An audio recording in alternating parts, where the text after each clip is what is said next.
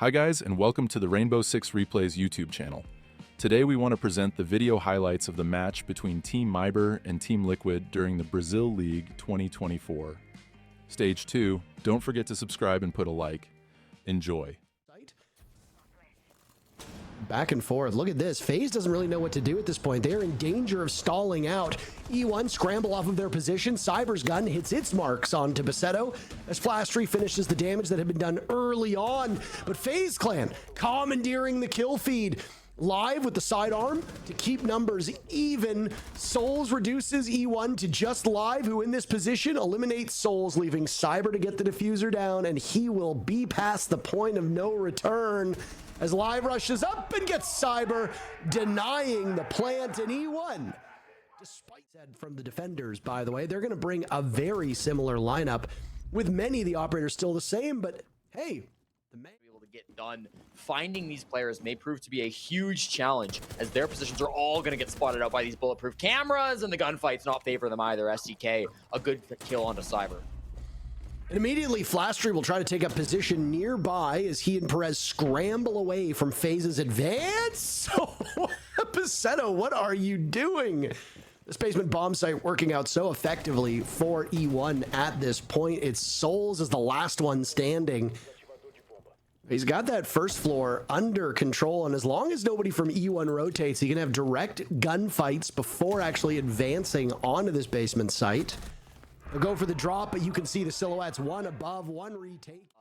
The problem is they just didn't succeed in actually getting that control, at least not without losing a lot of bodies. STK proving to be too much. They never traded STK. They lost their Jackal immediately. The Lion didn't seem to be too much help in terms of getting those kills. Perhaps a Dokkaebi, a Deimos, these types of operators could have helped them out in terms of their lives, so holding up above. That's how important it is on this bomb site. Cyber trying to lurk his way in and find one of these picks. They've got some grim intel here coming through, but the beepers reveal Cyber's position, and his teammate Souls goes down as well. Can he get a trade, find anything up at this top floor? It doesn't look like it. The crossfires are just too good for E1, and that leaves KDS and Handy alone inside a site, close to site I should say, but not quite in an advantageous position. A good shot from KDS will equalize.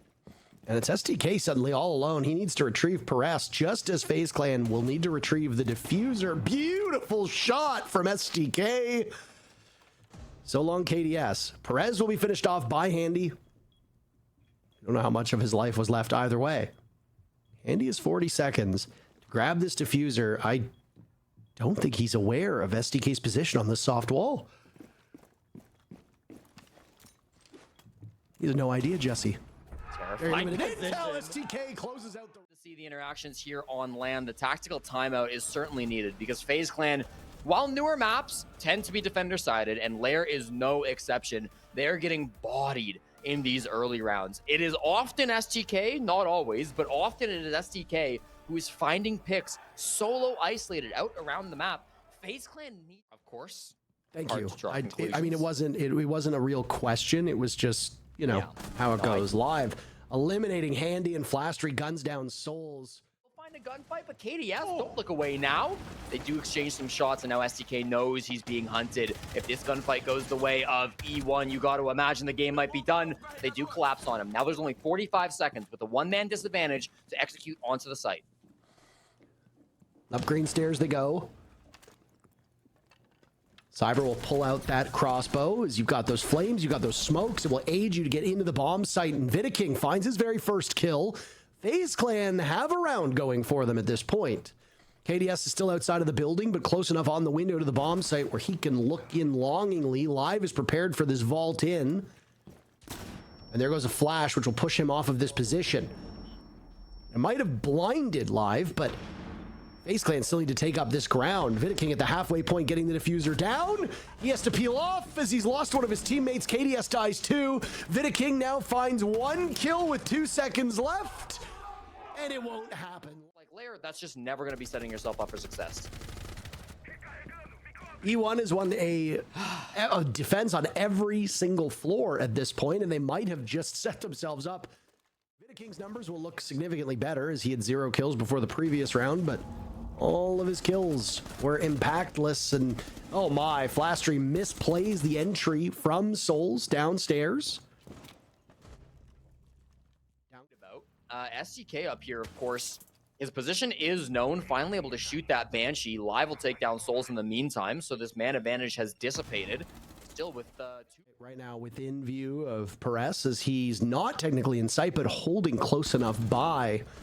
And he gets Handy, not looking in the right direction. KDS is putting up quite a nice round for himself, and they'll need even more out of him, as it's just KDS and Vidaking remaining for FaZe Clan. Make that just KDS. He has 2 kills so far in this round. A quad kill is needed for FaZe Clan to persevere. If not, STK would have started this domino, and he flicks the last domino. Challenge they've had in every other round. Find that opening pick, get a man advantage, and KDS will deliver. Flashery goes down. Are there any trades? Are there any more kills to come on following that?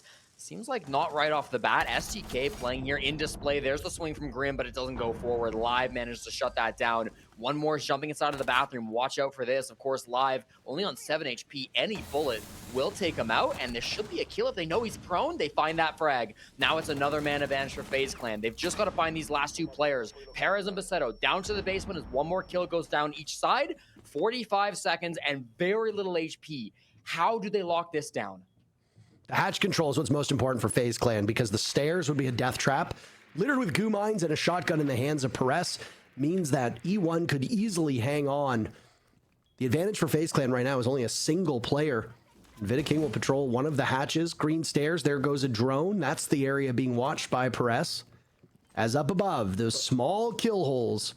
Right now, FaZe Clan are looking longingly through them, but you're running out of time. Now Vidaking, inside of the bomb site, has a window of opportunity. Basetto dies because the coverage from FaZe Clan is so good upstairs. It's Perez on 9 HP, looking to head back into the site. He's let all the FaZe Clan players slip through his finger.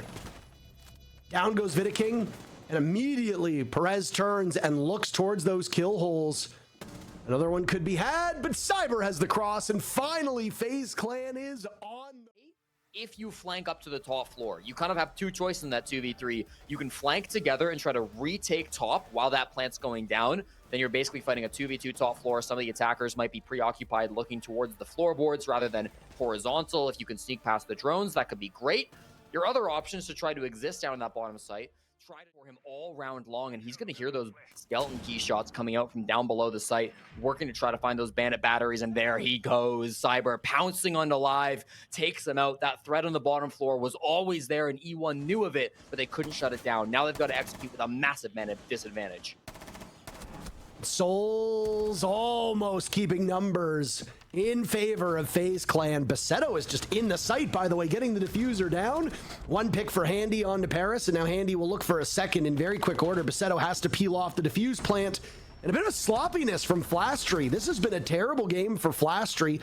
He has been a poor performing player from E1, and there are times where he just looks out of his depth. Match point will be denied for at least one more. Even more information for E1 for the time being. Flashery will hunt down Cyber as the duel begins between the 2 of them. Vidaking, the very first kill for FaZe Clan. He's rewarded by an early death from STK. Souls on that Scopos, eliminating Flashery. STK getting diffuser down with 2 players from E1 still up. Cyber and Souls will have to clutch this one out. They don't seem aware that they've lost control of the site. Cyber destroyed as he attempts to get on in. Now it's Souls as the last one standing. E1 looking to shove a dagger through the hearts of FaZe's shot at the top 2. Which player from E1 will accomplish it? Timer still running as the diffuser ticks in. Handy might have some visibility on that. Basetto is in, but hits a goo mine, and the grenade actually kills Handy. Where was the indicator? How does FaZe let that happen? STK losing the duel to KDS. Basetto has to fall off of the diffuse plant. And it's another big round from KDS. As now down on the ground, Basetto tries to mag dump in a 3rd kill for KDS. He won't have any more than that. Vidaking is the last man standing. E1 looking to overpower FaZe Clan. They only need 1 more kill. Perez's turn to get the diffuser down, but he won't need it because because obviously the 2 times that they have played it so far, nobody has really given them that much of a fight. So there hasn't been any team that has shown weaknesses in E1's lair. Obviously a 7-1 and then a 7-2 today against FaZe. I mean, you could see it in the statistics, big individual plays, but everybody from E1 was stepping up. And again, when a game is settled at this much of a deficit, a 7-2, you got to ask yourself, you know, it's no individual one person's performance, it's a team win. And for FaZe, unfortunately, it was a team loss. I definitely don't think that they were as prepared as they thought they'd be when it came to the map. And I think E1 had them as soon as that map came out. Obviously, we see the confidence for Lair. I wouldn't be surprised if we see more Lair from E1 to close out the stage. Yeah, I wouldn't surprise